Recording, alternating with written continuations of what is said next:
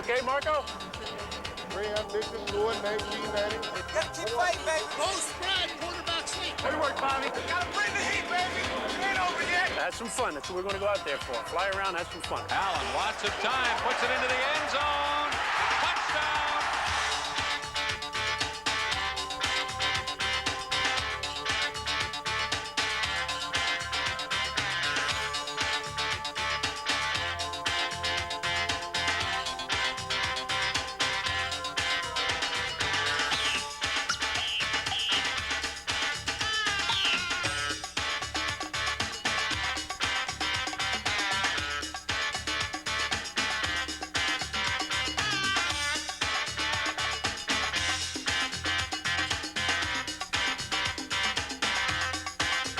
Bombers Blitz, highlighting the best of the 1990 CFL season and featuring the complete Grey Cup story. Superb performances in the CFL guaranteed a record season as clubs combined to average 62 points per game.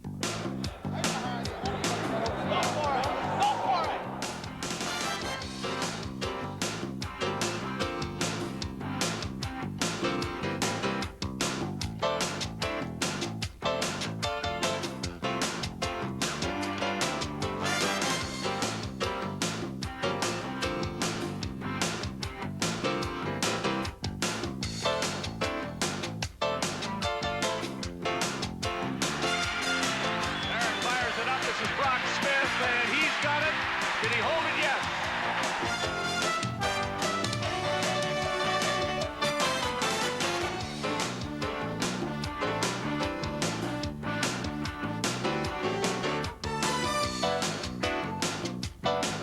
Austin looks to the end zone. Narcisse.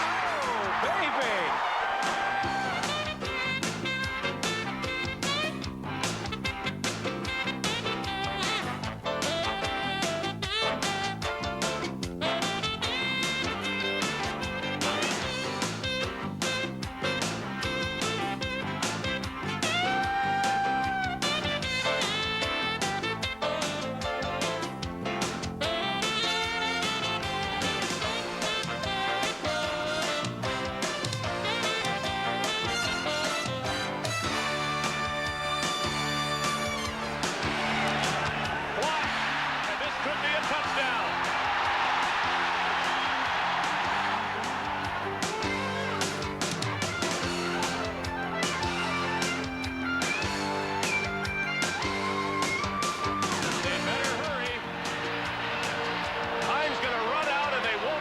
To kick the field goal. They don't have to kick a field goal. It's a touchdown.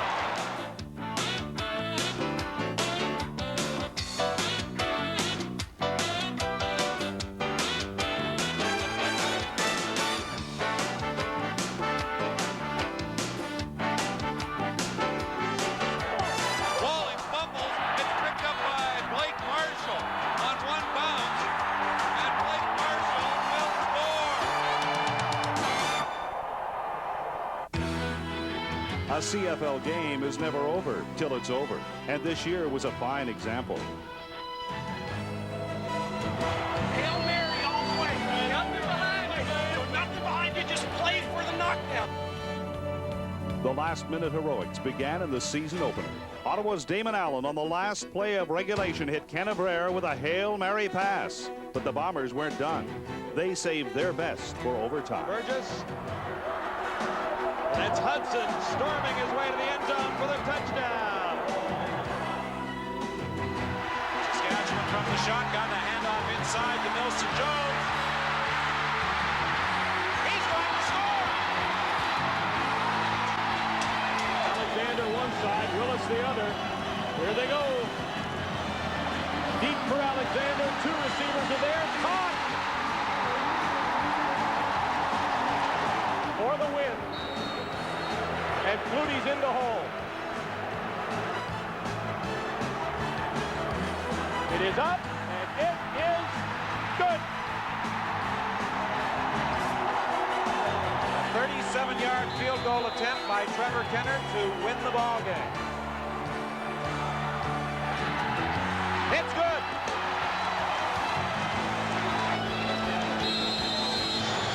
Hurry up offense from the 6, Kerrigan. Touchdown, Ticats, Richard Nurse. Danny Barrett's last-minute TD forced a tie with Ottawa to set the stage for the game's last play. This from 54. McLaughlin for the win. Calgary's drive for first met disappointment too. Winnipeg's Danny McManus teamed up with the cagey James Murphy for this touchdown with under 30 seconds to play. And then dependable Trevor Kennard put the boots to Calgary in overtime. And in Saskatchewan, they relied on the running game. 12-yard gain. The Rough Riders continue with Nelson Jones. Jones inside the 20, still going. Still going. He'll score. Wasn't that a brilliant run?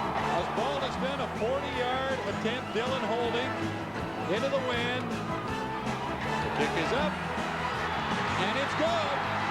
Hamilton kept their playoff hopes alive with a win against Edmonton and a strange win over Ottawa. Winfield makes the catch on a deflection. Right through Bruce Holmes' hand. Isn't that something?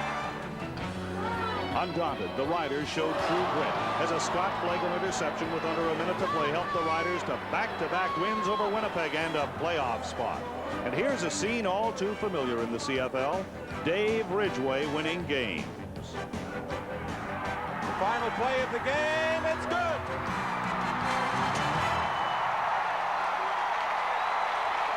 Special teams in the CFL are an exciting way to score 6, thanks to the likes of Gizmo, Pinball, Hoppy, and other special friends. They're looking for the signal. They're looking for the signal. Come on, let's go.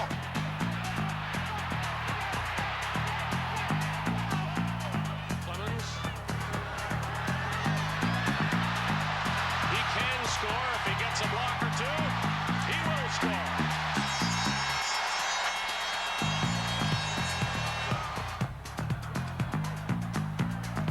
Wally's the Tony on the kickoff return. He's going to go all the way unless Reggie Pleasant can catch him, and he won't.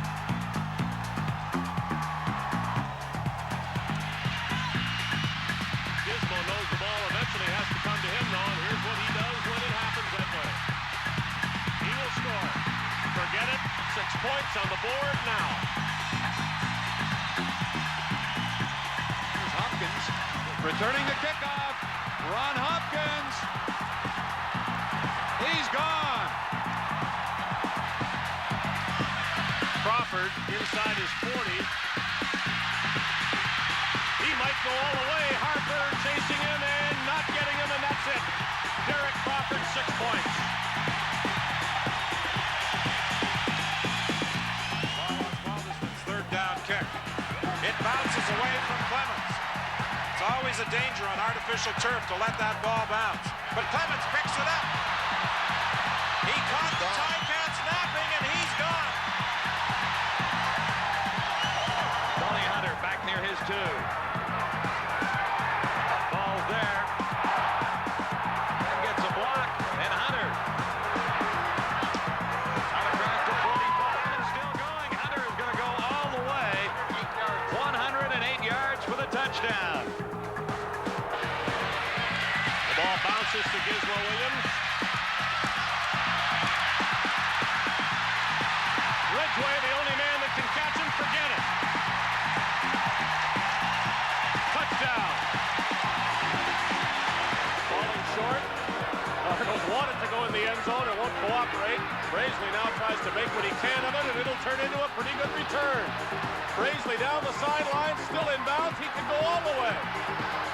What a turn of events this might be as Carl Braisley will score 6. And the Stampeders, Ron Hopkins will attempt to bring it out, and he does, and has some room. Look out, Ron Hopkins. And he will score.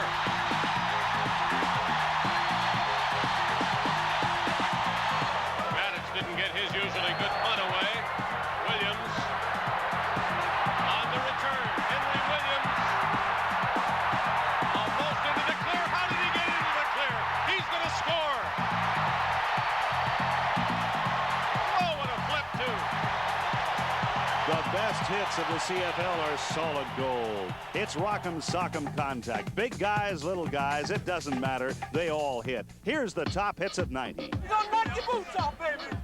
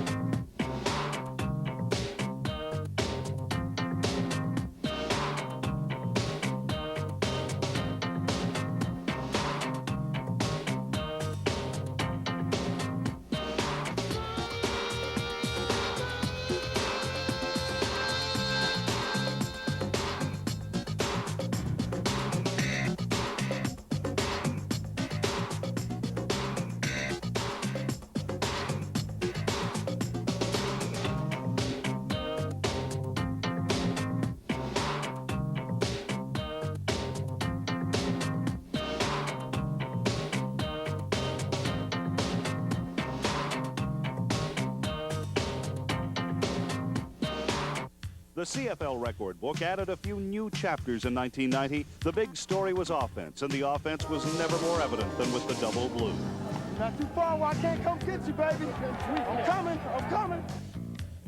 Slotback Darrell Smith went on a scoring rampage, breaking the touchdown total of 18 set by Brian Kelly and David Williams. And then on the last game of the season against Ottawa, Smith scored his 20th, tying Pat Abruzzi's all-time seasonal record. 38-yard line. Foggy again flushed out of the pocket. Throws for Darrell Smith, and he's got it for a touchdown.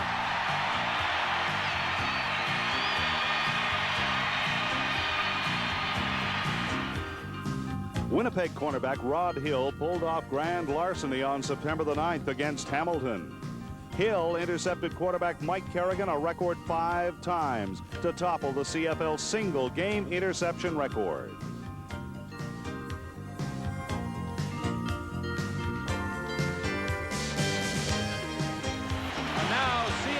History is about to be made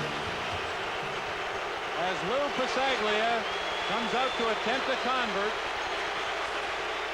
that would break David Cutler's all-time points record of 2,237, and BC Place is alive with chance of Lou as Pasaglia lines up. He's missed one convert in his entire career, and he has the record. On October 20th, Mike Pinball Clemens racked up 259 combined yards to up his season total to break Rufus Crawford's all-purpose record. The Pinball's 3,300 yards is the new run, return, and receive plateau in the CFL. On September the 1st, Toronto and BC were shooting the lights out in the highest scoring game in CFL history. 111 points, eventually won by the Argos, 68-43. Tracy Ham broke his quarterback rushing record with 1,096 yards on the ground. And Toronto's Ricky Foggy broke Chuck Ely's quarterback rushing record with 4 100-yard games. And then there was one play that wasn't a record, but maybe it should have been. Argo place kicker Lance Chomick made his Broadway debut with this attempted field goal. This is going to be a fake. Watch for this. This could be a fake. Here it is. Chomick wide open. The Argos set up with the near hash marks. They faked as though Chomick was going to go over to the bench to pick up a kicking tee. Instead, he went downfield on a pass pattern. They caught the Ticats on a fake field goal attempt. In the West, Calgary finished first. In the East, the Blue Bombers from Winnipeg took top spot. We're going to the playoffs. You're damn right. Coach Don Matthews and his Argos scored a record 689 points, but he knew that Ottawa head coach Steve Goldman and the Rough Riders would be tough in Ottawa's first playoff appearance in 5 years. Glenn Kulka forced a fumble, allowing Greg Stuma to score the game's first TD. It also forced Ricky Foggy to the sidelines.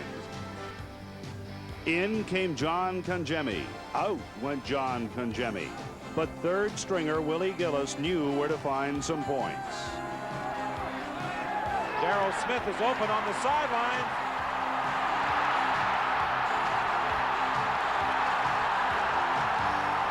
Say goodbye. It wouldn't be Damon Allen's day. Don Wilson made sure of that with this 73-yard interception return for a touchdown.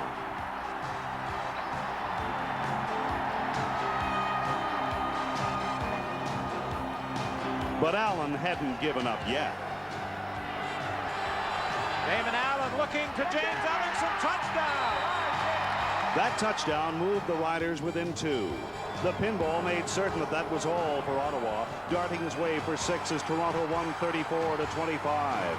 The Argos had won the war and the right to meet Winnipeg in the Eastern Final. What a difference a year made in the West. Edmonton head coach Joe Faragelli and his Saskatchewan counterpart John Gregory matched wits in the '89 Western Final. Saskatchewan very much looking for another upset, but the Eskimos jumped off to the early lead when Jeff Braswell picked off Kent Austin's first pass. The defending Grey Cup champion Rough Riders responded with confidence when Austin combined with Jeff Fairholm for a 50-yard TD. Edmonton came back in the opening quarter. A 10-yard score by Michael Soles. A Ridgeway field goal and a 10-yard TD by Milson Jones sent the visitors up by 3. Then Ham teamed up with his favorite target. Tracy Ham, Ellis wide open, touchdown! Milson Jones continued to make life miserable for his former teammates when he barreled through for a 40-yard TD on the first series of the second half. The Eskimos have workhorses of their own as Blake Marshall plowed over for his first of 2 TDs. Another Ellis TD and the Eskimos never looked back, rolling up the 43-27 win and the trip to Calgary. The Argos traveled to Winnipeg with 5 quarterbacks, including the injured Matt Dunnigan. A sellout crowd watched John Congemi start. Among the Argo pivots, he was the healthiest. Congemi was in trouble early when Greg Battle picked off a pass. As expected, the defenses dominated this game, and Trevor Kennard's toe provided the Bombers with a 9-3 halftime lead. Mike Clemens, the East selection as most outstanding player, finally ignited the Argos on offense when he set up the game's first TD. Congemi punched the ball over from the 1, but in the process, he sustained a hand injury. And then Bomber quarterback Tom Burgess unlocked the key to success midway through the 4th quarter. Burgess deep to the end zone, wide open for the touchdown. Harry Tuttle. The Argos seemed inspired by the turn of events. Veteran Tom Porras got his chance and found Darryl Smith for 33 yards before he used another Argo quarterback sneak for the 6 points. A tie game and the clock ticking down to the final seconds seemed to indicate overtime, but Burgess charged up the open field to set up the last play heroics. The clock moves. No time will be on the clock after this kick. It is 32 yards to go to the Grey Cup. The Bombers are going to the Grey Cup. 5 times Winnipeg played and beat the Argos. They'd earned their place in the 78th Grey Cup Championship. Rookie head coach Wally Buono guided the Calgary Stampeders to top spot in the West for the first time since 1971. Quarterback Danny Barrett was poised to please the McMahon Stadium fans. Instead, the Stampeders handed over an early gift to the Eskimos. There's the toss. This is going to be a pass by Sabunjas. Beals can hang on. He was wide open in the end zone. Calgary assumed a 9-3 lead when Tracy Ham unleashed his quickness en route to a 29-yard TD. Mark McLaughlin's 4th field goal restored the Calgary lead, but against Edmonton, it wouldn't hold. Warnick coming up the middle, but it's dumped off to Soles. He'll score. Former Stampeder Larry Willis, on the heels of 2 Ray McAreedy field goals, keeps the Eskimos rolling with another TD. Although the Stampeders make the score closer, Ham's second major puts the game out of reach as Edmonton once more turns back Calgary 43-23 in the battle for Alberta. Every game in the CFL is loaded with outstanding plays and incredible excitement. But sometimes situations are not so perfect. All that is caused because we don't coach. Touchdown run, and here is Kennard Martin as the Lions get the ball. What is this?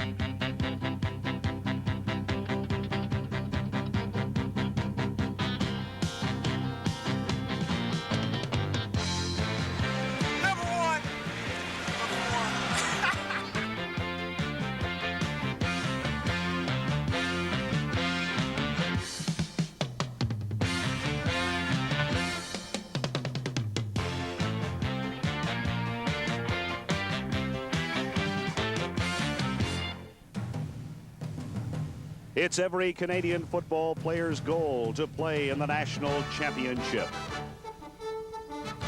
Majestic Vancouver, British Columbia, host of the Grey Cup game, featuring the Winnipeg Blue Bombers and the Edmonton Eskimos. Yeah, Graham, listen to it, isn't it? Finally.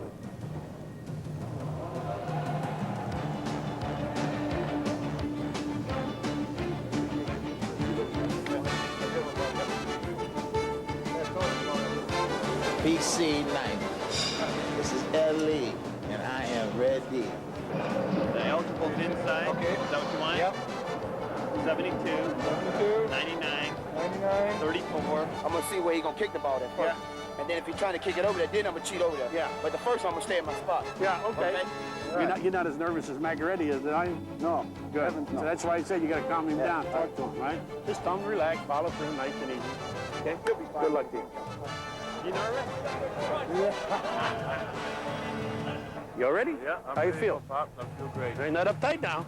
Yeah? I'm ready. Fly around, have a good time. All right. We broke a lot of balls. We fought like hell to get here. We went through 2 sudden death jobs. We're here now. Enjoy it. That's right. Okay? Okay. Good luck. Kickoff team's up. We're going to kick away from number 2, watch, reverse, or they'll toss the ball to number 2. But you contain people, watch, reverse, okay? Michael? Okay. Here we go. Good luck, guys. Let's go. 1, 2, 3. Bomber!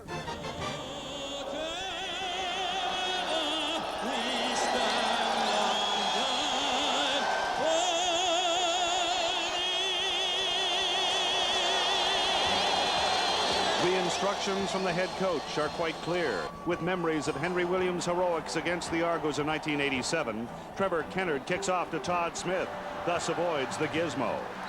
As understudy to Damon Allen and Matt Dunnigan in 1987, Tracy Ham is finally getting into Grey Cup action. He knows the Bomber blitz will be tough, but he's determined to maximize his quickness, either by running or with quick passes, like his opening toss to veteran Marco Sincar. He said that he would give us time to substitute if we needed it for the 5-pack deal. They got 2 backs right now. During the Western Final, Calgary was unable to adjust to the Eskimos' new offensive formation of 5 receivers. The Bombers prepared for the Eskimos' so-called 5-pack, but they were still unable to control Edmonton's initial drive. The Western champions displayed the makings of an impressive march as they moved into Bomber territory. Okay, they're probably in field goal range here. Michael? Winnipeg appears to be over-anxious. Ham to Larry Willis. The Eskimos move to the Winnipeg 34. Quite suddenly, it's the Eskimos who begin to show signs of nervousness. They're called for a legal procedure, with Ham paying the price. Ham knows Greg Battle, and the Bomber linebackers will be in his face all day. See, they're gonna blitz the 5-pack. We gotta pick it up. The Blue Bombers realize the key to stopping Edmonton is to unnerve Ham and to keep him contained in the pocket. Ham rushed for more than 1,000 yards again in 1990. He must be stopped today.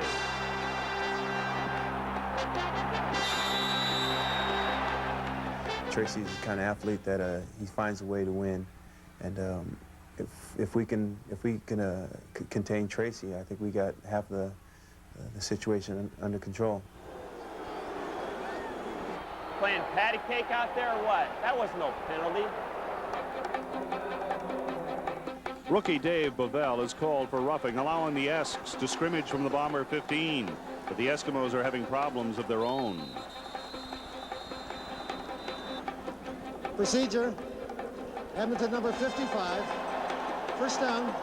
The early momentum still belongs to Edmonton, but then perhaps the game's biggest play. Stay inside, David. It's 1st and 15. Eskimos Bomber 20 and a half. Ham straight back. Downfield. Intercepted by Greg Battle. Greg Battle. Go! Go! To the 40. And has the ball knocked out of his arms and out of bounds. We'll see whose ball they rule it is. It's not our ball. It's not our ball. No. You got to touch it last, not hit it out of the end. Way to go, Greg! That's the way to be a free safety. The CFL's top defensive player and the Winnipeg defense showed a new wrinkle against the 5-pack. It was a defense that we had put in for the ball game, where Greg Battle dropped back into the middle, and Dave Bovell moved up into coverage.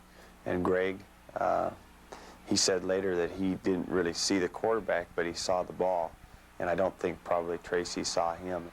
There was a man variation where Dave Bovell picked up the 5th receiver, and I went back as a safety, about 15 to 20 yards deep. And I don't think Tracy saw me because I didn't come from a normal position. And I thought that that was, if not the turning point, a major play in the game.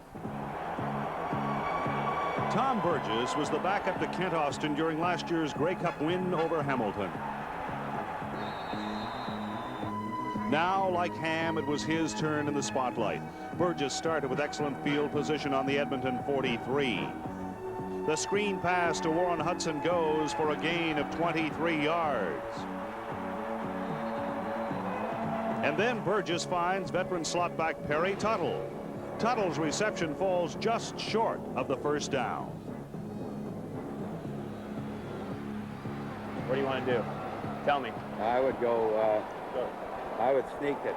Sneak it, sneak it, sneak it. Facing a second and short situation, Burgess keeps for the first down.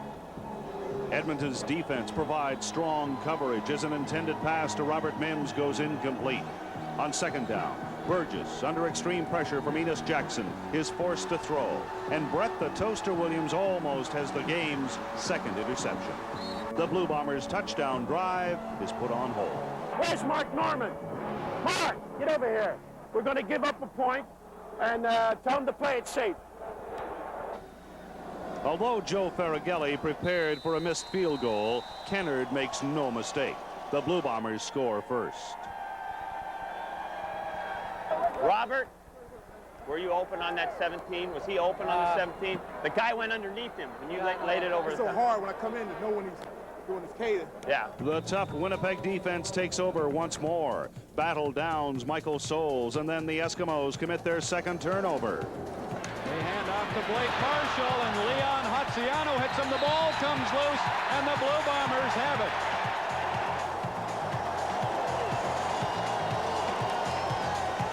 Calm him down, Coach. Hey, Coach, calm him down.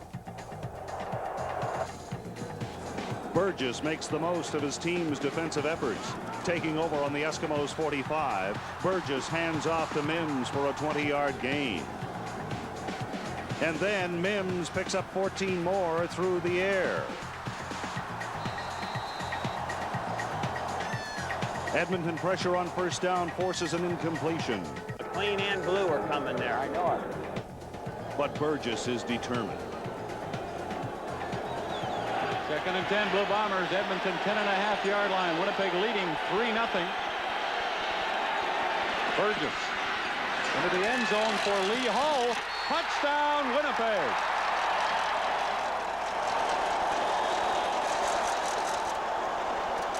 It was a pass that I had called for Lee to do an out and Perry to do a post corner. Both patterns would end up being caught in relatively the same part of the field. And I watched it in film, and I think Perry would have probably had it too. We were probably fortunate that Lee didn't bring his man in to disrupt the play, but one way or another, I think we would have had the touchdown. Looked like he was with him stride for stride. Ham's main concern is to get the Eskimos back into the game. But the Bomber linebackers have different ideas. Tyrone Jones and the defense continue to make life difficult for the Eskimos. We sustained some good offense throughout the playoffs, and their coaching staff had to be just licking their chops because they say, okay, the pressure's on you, defense.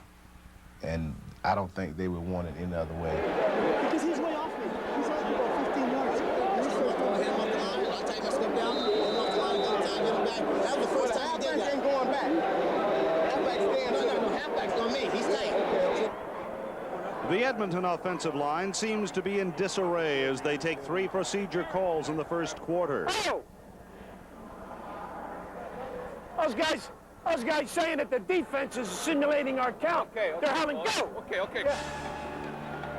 Burgess, meanwhile, continues to look composed and in charge of an impressive offensive unit.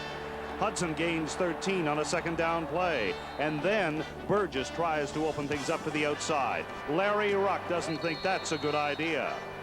Second down and 6, Blue Bombers at the Edmonton 48. Draw play, Robert Mims. First down, fumbles the ball right into the arms of an Eskimo. Mark Mathis with the ball. And he's still on his feet, and Robert Mims will make the tackle at the Eskimo 43. The Eskimos, badly in need of a break, finally get one. We got a 5-pack in there. Yeah, get your 5-pack in there? Yeah. Okay. Yeah, that's a good idea. I'm going to hit Mark off the ball, see what the safety's doing. Yeah. He's trying to play both. Yeah. So I'm going to stretch wide. I'm going to stretch Keith a little. I'm going to bring Ellie down just a touch. Yeah, okay, tell him. Just to see what he does. Yeah, right, get in there. Get in there and get it done.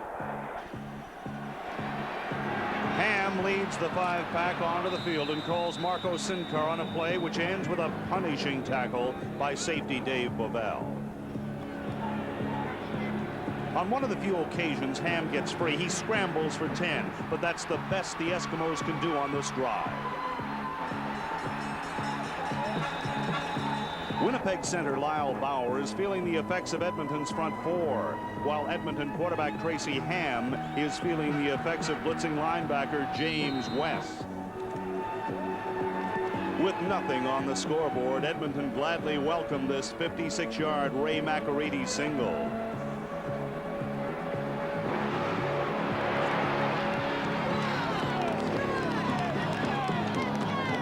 The Blue Bombers offense failed to move the ball in the next series, and Bob Cameron is called upon to punt.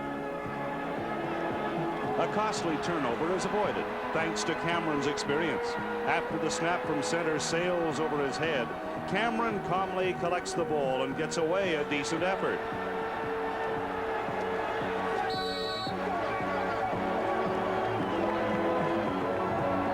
The Eskimos start at their 40, desperately needing to generate some points prior to the half. Marshall gains 9 and then the first down. 35 just went boom. He didn't stay in. He just released right now. No, but he was over here. No, it was switched. 35 was a tackle. So you came in here, right? And I was in there. Tight coverage downfield forces Ham to do what he does best. His run moves the Eskimos to midfield.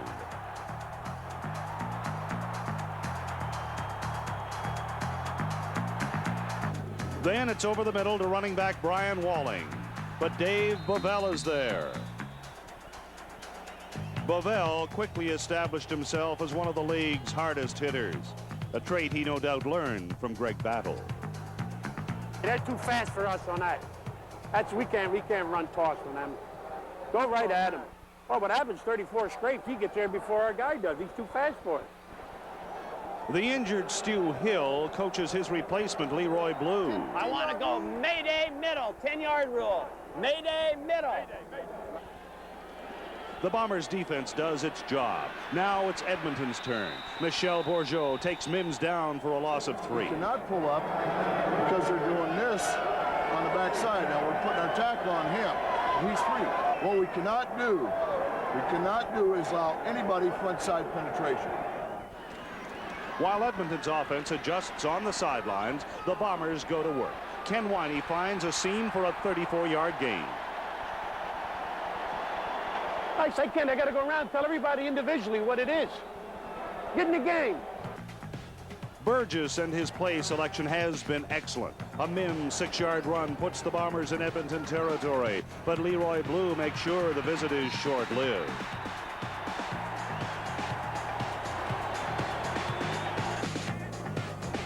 Punter Bob Cameron is well aware of Henry Gizmo Williams' potential as a game breaker. The snap from center is on target this time. Cameron launches the ball in perfect harmony with the downfield coverage. The Bombers want to avoid kicking to Gizmo. However, they are ready for him. They do such a good job on their special teams, and that's where we get basically most of our field position from, is our special teams with Henry returning. But they done such a good job of containing Henry that it didn't allow us to get the type of field position that we anticipated. Ham tries desperately to regain the field position. Ham to Ellis, a combination that resulted in several big plays. During the regular season, Craig Ellis caught 17 TD passes and was named the West's most outstanding player. When Edmonton needed the points, they looked to Ellis. But on first down, Ham is forced from the pocket by Michael Gray. His deceptive running style puts him across midfield. Greg Battle is hurting. The toe on his right foot is badly bruised. The Edmonton quarterback takes what the Bombers are giving. The short inside game. With time running out in the half, it's time to go deep. From the 30, Ham sprints left and throws into the end zone for Keith Wright. Les Brown knocks it away at the last minute. After 7 seasons in the league, you're supposed to slow down. That's not the case with Les Brown. Time makes Faragelli's next decision an easy one. Ray McAreedy kicks a 37-yard field goal. After 30 minutes of play, Winnipeg 10, Edmonton 4, a half dominated by the defense. And even at halftime, there was only a 6-point difference. And we really hadn't done that much, and still they couldn't put the points on the board. And I think statistically we were probably ahead at halftime because we had moved the ball pretty good. We just kept hurting ourselves. Riley's concern revolved around an offense which was not taking advantage of its opportunities, while Faragelli and his Eskimos needed to assert themselves immediately. Edmonton's poor field position didn't change in the second half. Following an incompletion to Ellis, Ham keeps the ball and comes close to a first down. Measure, measure, measure! Referee Jake Ireland indicates the Eskimos are short. We might have to go quarterback sneak. A relaxed Joe Faragelli describes his last fishing expedition, while Ham makes no mistake, sneaking for the first down. On the next play, Ham gains 9 yards.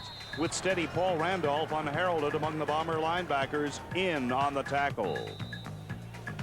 Edmonton's ball control game plan is succeeding, but another competent drive was about to end in a big way. Ham and the Eskimos at their 30. 1st and 10. Ham in the pocket, throws, and it's intercepted by Greg Battle. To the 20, the 15, the 10, touchdown! Battle's spark ignited a Winnipeg squad ready to explode. Actually, I tried to knock it down. It was when I jumped up, the ball was almost, above my head and made a play on it, and I think I just got lucky. The first one got us into the game. I think it just woke us up. I don't know if it was a turning point, but the second one sort of dampened their parade. I think it woke up our offense and gave them a kickstart. And I don't think we refocused on what we had to do to get back in the ball game. Instead, we let our turnovers demoralize us mentally instead of saying, okay, being a professional and saying, this is what we got to do to get back in the game. And we didn't do that. With Battle the catalyst, the Blue Bombers would score a Grey Cup record 28 points before the end of the third quarter. On Winnipeg's next series, Burgess and Hull combined for 15 yards. Hull had replaced the Bombers' all-time receiver James Murphy, who was out with a fractured ankle. Now it's Burgess's time to steal the defensive limelight. From the 50 of Winnipeg, the Bombers 1st and 10. Burgess long for Perry Tuttle, and he has it at the 10 down to the 5. The media had chastised the Bomber offense. After all, they were ranked last in the league. The Eskimos felt that Winnipeg had only one big offensive threat. His name was Perry Tuttle. The gain is 55. If we get inside the 2, we're going to go short yard, jumbo. The Bombers are 1st and goal from the 5. Tight coverage by cornerback Andre Francis prevents a possible touchdown. On the next play, Winnipeg's quarterback again looks for number 22. Burgess sprints out to his right, throws, Tuttle, touchdown! What a catch! Yes! Yes! Yes! Yes!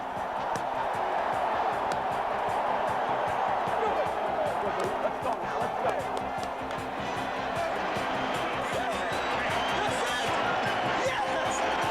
It was a glorious moment for Tuttle, who'd missed the '88 Grey Cup game and was participating in his first Canadian championship.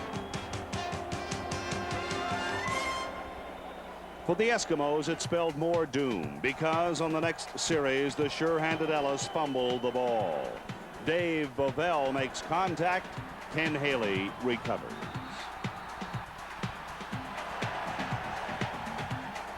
Win or lose, injuries are taking their toll on Ellis and on Tuttle. Edmonton's defensive pursuit shuts down the Blue Bomber offense. Bob Cameron comes in and punts a rocket to Gizmo Williams. But Williams is stripped of the ball by Tyrone Jones. It's the Bombers' first down on the Edmonton 18.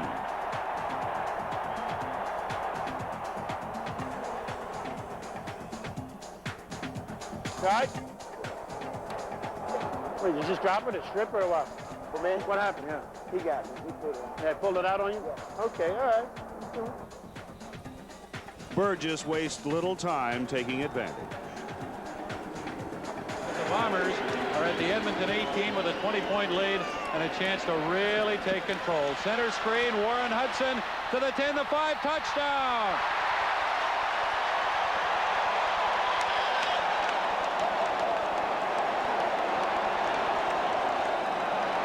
The screen pass, I'm kind of proud of it because we worked that similar play throughout the season for a lot of success.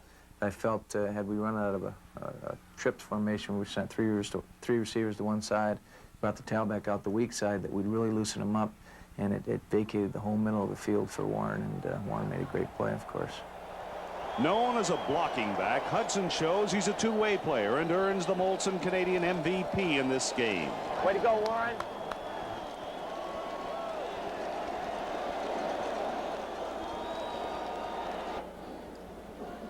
Analysts figured the edge in special teams belonged to the Eskimos. That was prior to this game. On this day, though, even the Blue Bomber return men were sharp.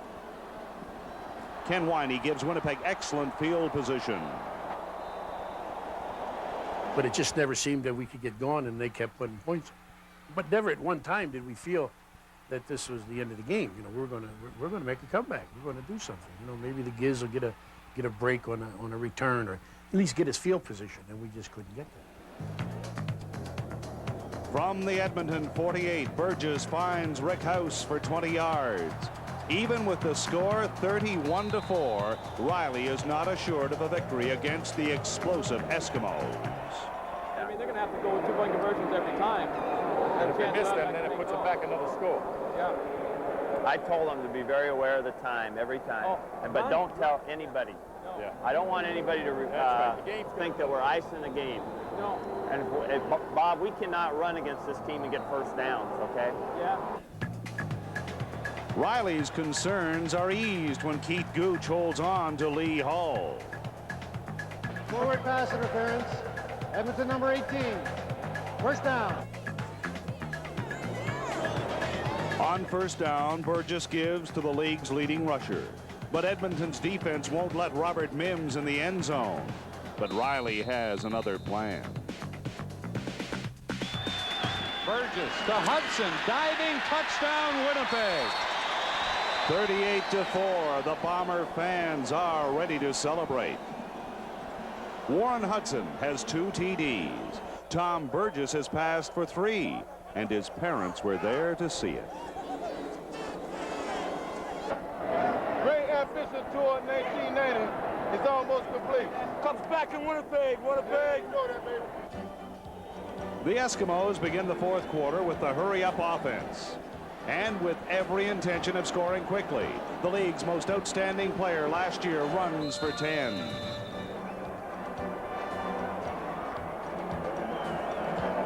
Ham then spots slot back Craig Ellis over the middle for a gain of 15 down to Winnipeg's 35-yard line. On first down, Ham almost turns the ball over again. Time is quickly running out. And Ham will go without the huddle. Into the end zone for Larry Willis, and Les Brown can't knock it away. Touchdown, Edmonton. Ham calls on Willis, who makes the catch after the ball escaped the grasp of a bewildered Les Brown. Don't ask me how I dropped that. I don't know. He doesn't know. The defenses assume control once more on both sides. Benny Goods and Danny Bass drop Burgess for a loss, and then James Wild West sacks Ham for a safety touch, which runs the score to 40-11. They played so well defensively. You know, they played a real sound ball game. They make you go the length of the field and they dare you not to make a mistake. And if you make a mistake, it generally costs you, and that's basically what happened to us. On this day, there were many great performances by special team players who blanketed Gizmo Williams as few can recall. Nick Benjamin celebrated his first Grey Cup win. This Winnipeg victory means GM Cal Murphy will win his 9th Grey Cup in 9 tries, but Hugh Campbell will have to wait. Greg Battle is named the game's best defensive player. And on offense, it's quarterback Tom Burgess. Throws down to the 40. Streeter has it, and Streeter is able to lean ahead and get the first down at the end of the up, baby. We're going to win this one. Time. Bring the ring home. One more one. Burgess completes it to Rick House. And it looks like a first down at the Edmonton 25-yard line. I want to pay. Bring it home. 2nd and 10. Burgess has a man open inside the 10, and he finds him. It's Ken Winey. The last Burgess drive results in a Trevor Kennard field goal that gives the Bombers a 32-point lead. This just isn't Edmonton's day. 2nd down, Eskimos, and about 4 yards to go. Ham still in the game and has a wide open Larry Willis. And he's to the Blue Bomber 40-yard line, lost the ball, and the Bombers have recovered. #1 defense in the league. That's right. We have to prove it how many times? We will come out and prove it again. Backup quarterback Danny McManus gets his chance while Tom Burgess is busy looking at the hardware. McManus wastes little time getting in on the feast. Here's McManus throwing, completes to Rick House, and House will score.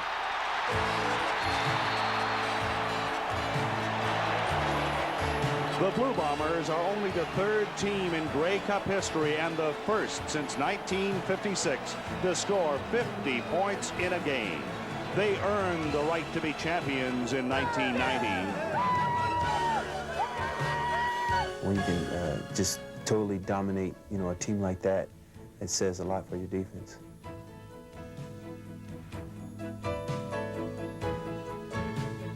We didn't go out there to play shoot 'em out. We went out there to control the football and score enough points to win.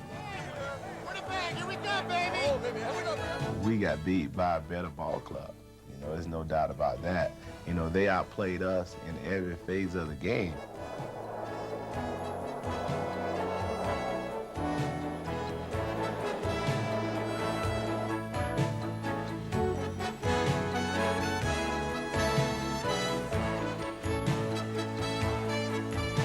The last play of the game typified Edmonton's performance on this day.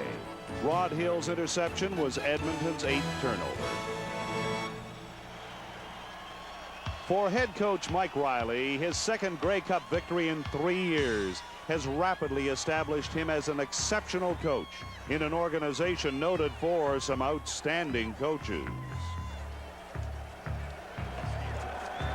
Oh, easy. Congratulations, Mike. Good job. Good job. Right. Where's the other guys? Tell them I said the same, okay? There, buddy. All right. Nice game there. Too bad, Bob. For Joe Faragelli, a disappointing end to a season of high hopes that resulted in the end of the Faragelli era with the Eskimos. Winnipeg was #1 overall during the regular season and #1 in postseason. The Blue Bombers played tough, hard-nosed football, built around a defense which not only refused to quit, but found a way to motivate the offense. The Bombers Blitz made 1990 Winnipeg's year in the Canadian Football League. We won it. Last game. We got the cup.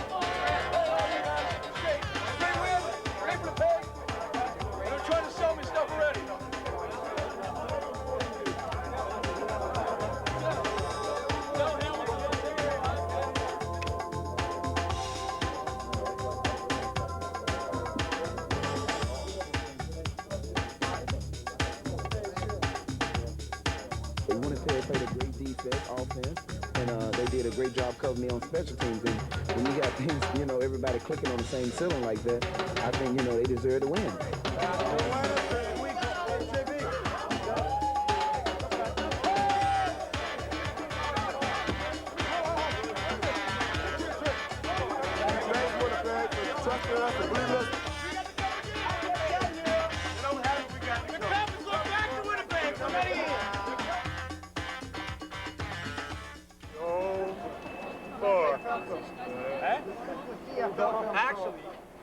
what? Films. The CFL film. Well, I think hold we it, should Bob. address the situation then. Tradition. Well, this is a tradition. Are we playing now? This is tradition that honor me into the club, though. All right. This is tradition that goes back to '88 in center field. Let me introduce you to the first one, Steve Rhoda Huskers. Thank you very much. And the second, Bob Molly. And we have a new inductee this year, Scott Reynolds. Thank you very much. But The defense is involved this year.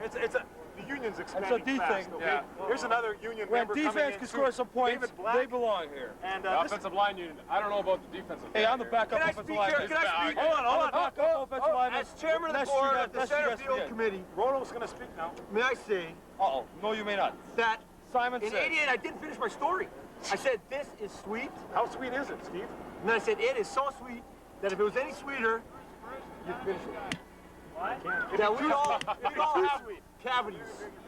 How you doing? But, get out of here.